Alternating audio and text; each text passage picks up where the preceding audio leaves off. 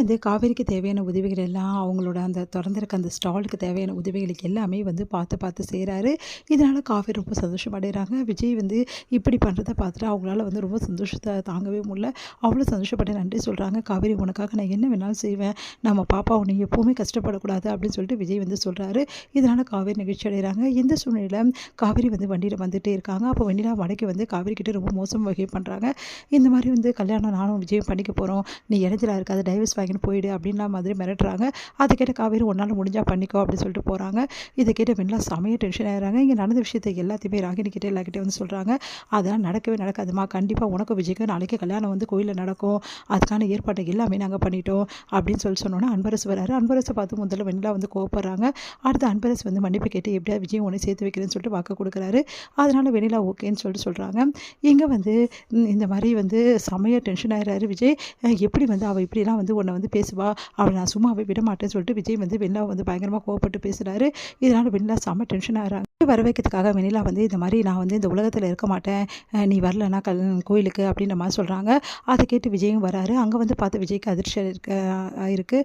பார்த்தா வந்து மீடியாஸ் எல்லாருமே வந்துடுறாங்க. வெண்ணிலா பேட்டி கொடுத்துட்ருக்காங்க, இந்த மாதிரி விஜய்க்கு எனக்கு கல்யாணம்னு சொல்லிட்டு. அதை கேட்டு விஜய் செமையாக டென்ஷன் ஆகி பயங்கரமாக கத்துறாரு, எல்லாருக்கிட்டையும் கோவப்படுறாரு. உடனே வந்து இந்த அன்பரசு வந்து உனக்கும் வந்து வெண்ணிலாவையும் நான் பிரிச்சிட்டேன்ப்பா, 2 பேரும் சேர்த்து வைக்கிறேன் அப்படின்னு சொல்கிறாரு. அதை கேட்டு செம்மையாக டென்ஷன் ஆகிறார். நீ யார் என்னை சேர்த்து வைக்கிறதுக்கு அப்படின்னு சொல்லிட்டு விஜய் வந்து கோவப்பட்டு பேசிகிட்டு இருக்காரு. எல்லாக்கிட்டையுமே விஜய் வந்து சொல்கிறாரு, இந்த கல்யாணம் நடக்கவே நடக்காது, எனக்கு ஆல்ரெடி கல்யாணம் ஆகிடுச்சு, எனக்கு பொண்டாட்டி இருக்கா, சட்டப்படி நானும் காவேரியும் வந்து ஒன்றும் பிரியலை, அதனால் நான் கல்யாணம் பண்ணவே முடியாது, என்ன நினச்சிட்டு இருக்கீங்க நீங்கள், எப்படி இந்த கல்யாணத்தை பண்ண சொல்கிறீங்க அப்படின்னு சொல்லிட்டு மீடியா பார்த்து கேட்குறாங்க. சார் இதில் தப்பே இல்லை சார், அவங்க தான் காசு வாங்கிட்டு உங்ககிட்ட வந்து நடிக்க தானே வந்தாங்க, யார் சொன்னது நடிக்க வந்தான்னு சொல்லிட்டு, என் பொண்டாட்டி எனக்காக வாழ்றா, நானும் அவ்வளோ வந்து சட்டப்படி இன்றைக்கும் நாங்கள் ஹஸ்பண்ட் ஒய்ஃப் தான், அதனால் வந்து இந்த கல்யாணத்தை வேணும்னு இவங்க வந்து என்னை ஏமாற்றி வர வச்சுருக்காங்க, எனக்கு இதுக்கு எந்த சம்மந்தம் ஒன்று சொல்லிட்டு விஜய் பேட்டி கொடுக்குறாரு. இதை பார்த்து செமையாக டென்ஷன் ஆகிறார் பசுபதி. உடனே வந்து அன்பரசு என்ன பண்ணுறாரு சொல்கிறாரு, இந்த மாதிரி வெண்ணிலாவோட அப்பா அம்மா வந்து இந்த உலகத்தை விட்டு போகிறதுக்கு காரணம் நீ தான் ஆக்சிடென்ட் பண்ண ஆளை வச்சு அப்படின்னு சொல்லிட்டு நான் சொல்லுவேன், அப்படி நீ வெண்ணிலாவை கல்யாணம் பண்ணலான்னு சொல்கிறாரு. அதை கேட்டு செம்மையாக டென்ஷன் ஆகிரு விஜய். நீ என்ன சொன்னாலும் அதை பற்றி கவலையே இல்லையா, நான் கல்யாணம்லாம் பண்ண மாட்டேன்றாரு. அதனால் போலீஸ் வந்து அங்கே வராங்க. போலீஸ் கிட்ட வந்து அன்பரசு வந்து இந்த மாதிரி வெண்ணிலாவோட அப்பா அம்மா வந்து ஆக்சிடென்ட் பண்ண வச்சது இவர் தான், விஜய் சொல்லி தான் நான் பண்ணேன் அப்படின்ற மாதிரி சொல்கிறாரு. அதை கேட்டு விஜய் எல்லாருமே அதிர்ச்சி அடைகிறாங்க. உன்னை விஜய் செம்மையாக டென்ஷன், எவ்வளோ தைரியம் வந்து இப்படிலாம் பேசுவேன் அப்படின்னு சொல்லிட்டு சட்டையை பிடிக்கிறாரு அன்பரசு சட்டையை. போலீஸ் வந்து அவங்கள தடுக்கிறாங்க. போலீஸ் வந்து எல்லாருமே வந்து வாங்க எதுவாக இருந்தாலும் வந்து ஸ்டேஷனில் பார்த்துக்கலாம் சொல்லிட்டு கூட்டிகிட்டு போகிறாங்க. அங்கே போய் எல்லாத்தையும் கேட்குறாங்க. அப்போ விஜய் மேலே வேணும்னே வந்து வெண்ணிலா வந்து கம்ப்ளைண்ட் கொடுக்குறாங்க. அதை கேட்ட விஜய் அதிர்ச்சி அடைகிறாரு. நீ எல்லாம் ஒரு ஒரு ஒரு ஆளா, ஒன்றெல்லாம் போய் நான் காப்பாற்றின பாரு, என்னை நினச்சா எனக்கு அருவெருப்பாக இருக்குது, உன்னை நினச்சாவே கேவலமாக இருக்குது, இப்படி பண்ணிட்டேன்றாங்க, எனக்கு வேறு வழி தெரியல விஜய், நீ என்னை கல்யாணம் பண்ணிக்க மாட்டேன்னு சொல்கிற, அதுக்காக தான் இப்படி இப்போ கூட சொல்லி என்னை கல்யாணம் பண்ணிக்கிறேன்னு சொல்லிட்டு நான் கேஸை வாபஸ் வாங்குறேன்றாங்க. அதை கேட்டு செம்மையாக டென்ஷன் ஆகிறாரு.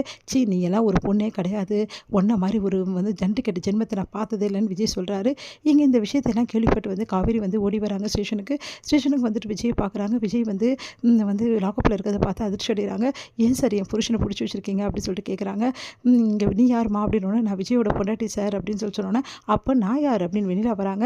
வெண்ணிலா பார்த்து செமையாக டென்ஷன் ஆகிறாங்க. நம்ம காவேரி எவ்வளோ தைரியமாக இருந்தால் என் புருஷனை வந்து இந்த மாதிரி கம்ப்ளைண்ட் கொடுத்துட்டு போச்சு, நீ எல்லாம் ஒரு மனுஷ பிறவியா, ஒன்றை மாதிரி ஒரு கேவலமான ஜென்மத்தை நான் பார்த்ததே இல்லை, இப்படி பண்ணிட்டியே, உனக்கு அவ்வளோ எவ்வளோ நல்லது செஞ்சார், நீ வந்து இப்படி கடந்து கூட உன்னை வந்து உன் கூட்டின்னு வந்து ட்ரீட்மெண்ட் பார்த்தாரு, அவருக்கு காட்ட நன்றியா நீ, நீ எல்லாம் ஒரு பொண்ணு சொல்லவே சொல்லாது அப்படின்னு சொல்லிட்டு செமையாக டென்ஷன் ஆகிறாங்க. விஜய் நான் விட சொல்கிறேன், அவர் என்னை கல்யாணம் பண்ணிக்க சொல்லுன்னு சொல்கிறாங்க.